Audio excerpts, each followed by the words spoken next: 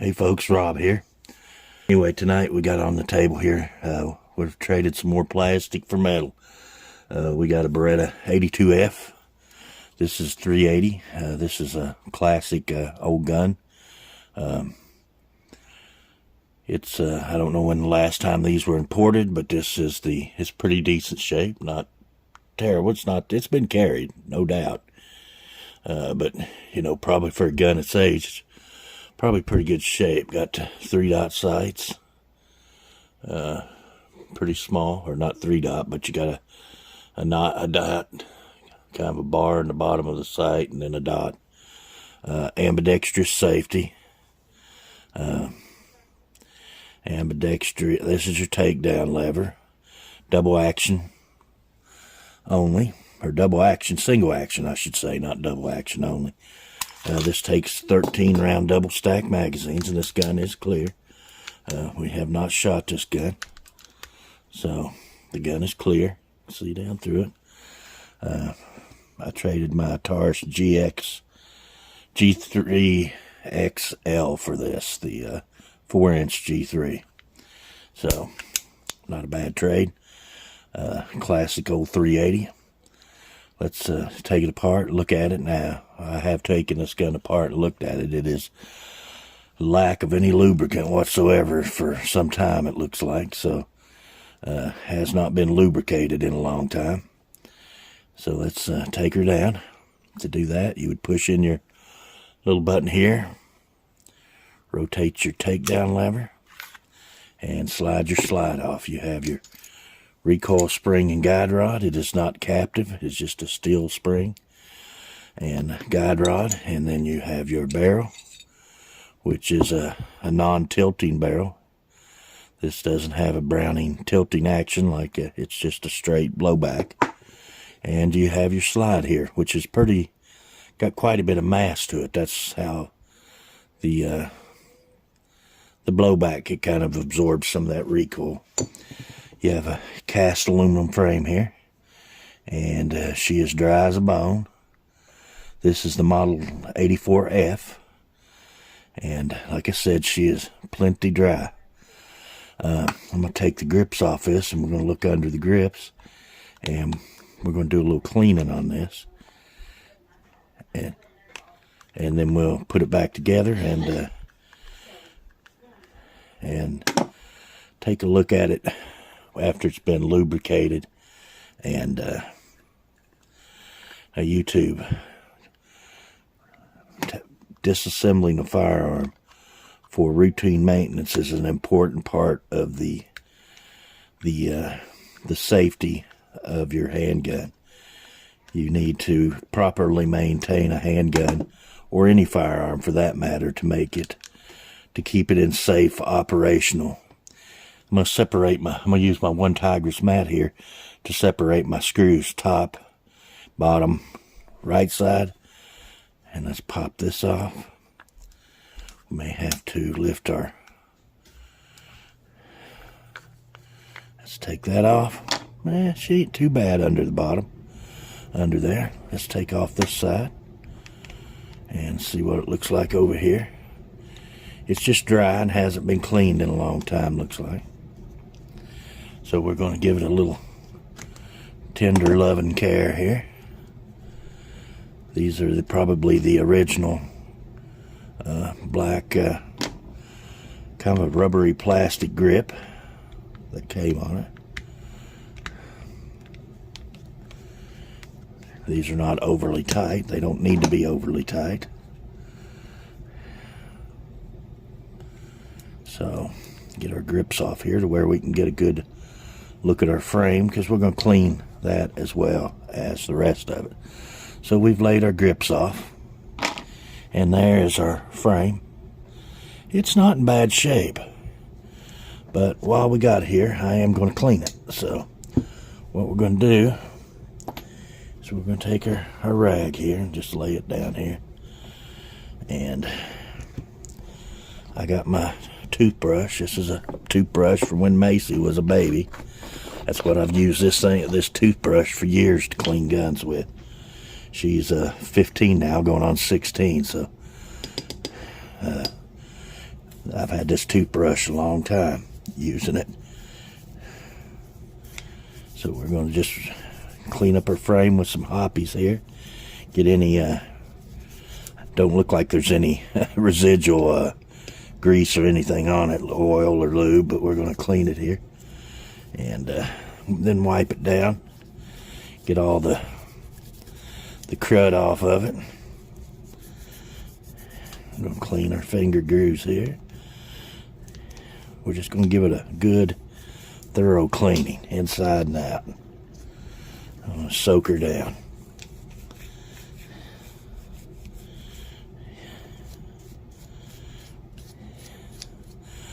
All right, now you can see I got her pretty wet there with the old hoppies.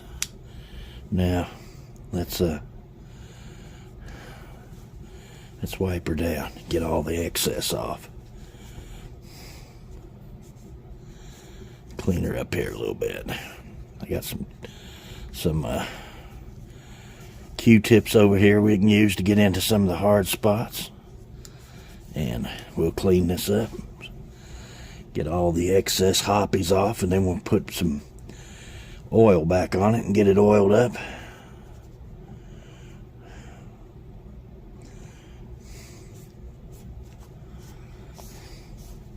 Got a little bit of finish wear there. I guess that's wear or something on it. Let's see if that comes off, or if it's just maybe paint or the anodizing. I don't know. I see a little bit of shiny. So let me pause you, and then we'll come back when I get her done. Alright, we're just going to take some Q-tips and get into these hard to reach areas. Get into some of these spots that we couldn't get to with the bigger rag. Get some of that years of crud. Probably had been sitting a while because it was dry. I don't know about you guys, but I've always been a fan of Berettas. I've owned a couple 92s, but I always end up trading them off. I do stupid things sometimes and get a hold of really good guns, and then I do a dumbass thing and trade them off. And I've done that my whole entire life. Not keeping things that I should and buying things I shouldn't. So, anyway, I guess if you love guns, you probably all have done the same thing. You know, when I was growing up, when you didn't have the money to go out and buy a new gun, you had to go take something you already had and trade it and try to get something you felt was better. So anyway, that's our frame. It's all cleaned. I'm going to set it aside, and then we'll do our lubrication all in one step. So I got our slide here. We're going to do the same with it. We're going to take our brush here, and we're going to get inside those rails good and just clean the whole thing up really well. Get all the crud and the dirt and the dried up lubricants or whatever might be on it. It would appear that it's been pretty dry, so I don't think there's a lot of dried lubricants on it. So we'll get her nice and soaked down there. Then we'll take our dirty rag here, or clean, dirty, semi, and we're going to repeat the same process. We're just going to wipe it off good. Get all the excess hoppies off. Make sure you clean your breech face really good. You work on that a little more. Get all that, anything that might be on the breech face and under the extractor. Try and get that off.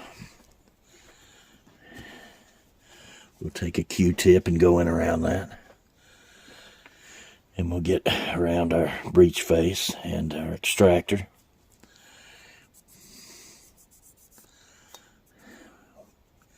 Try to get down in these tighter spots and get as much off as we can. And then we're going to lube this and put it back together and just see how much slicker this is. Now, I can tell you guys, I have pulled the trigger on this little gun already, and it has a trigger that is as smooth as any double action I've ever pulled in my life.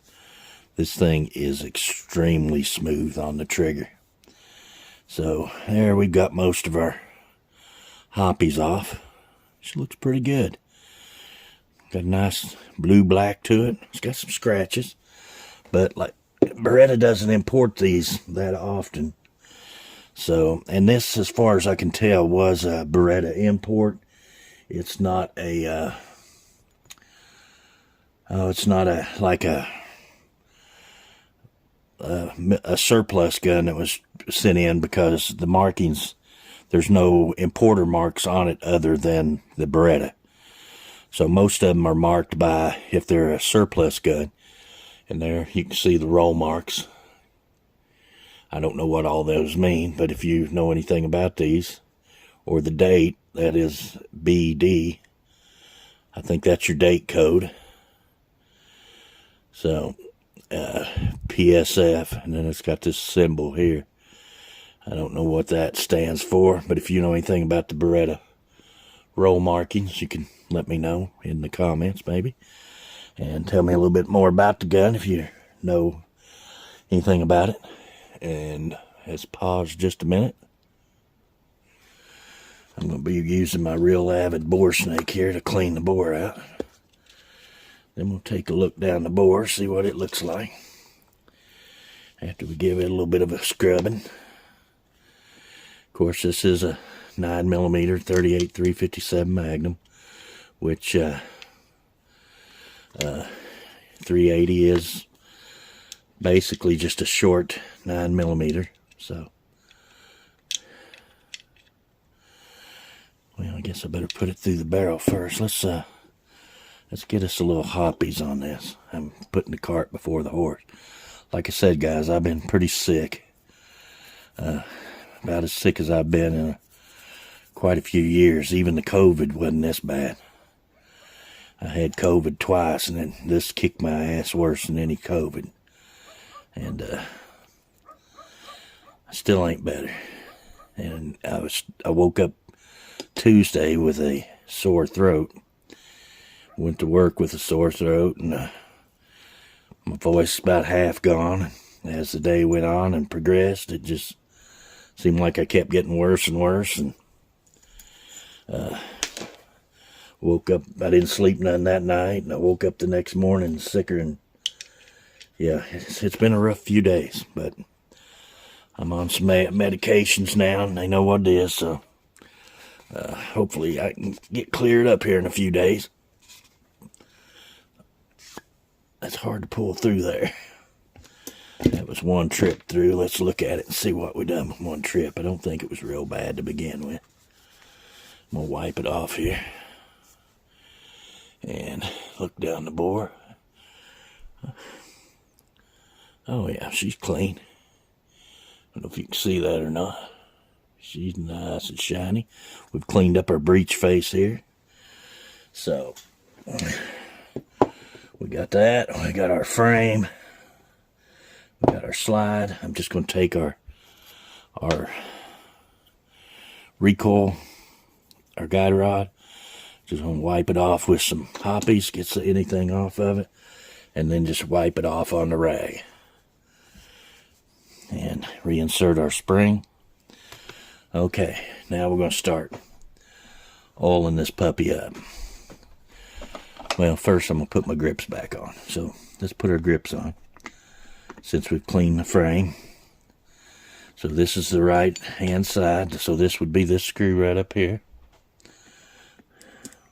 I'm trying to put the same screws back in the same holes. That way, you know, they should go in there easily, which those started real easy.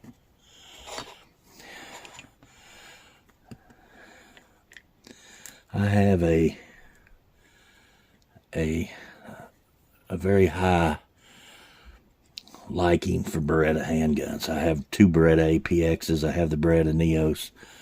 Like I said, I've had a couple Beretta 92s, But I always end up trading them off because, well, they are good guns. And, you know, when you're looking for higher end guns, you know, a Beretta 92's usually a pretty good trading item for.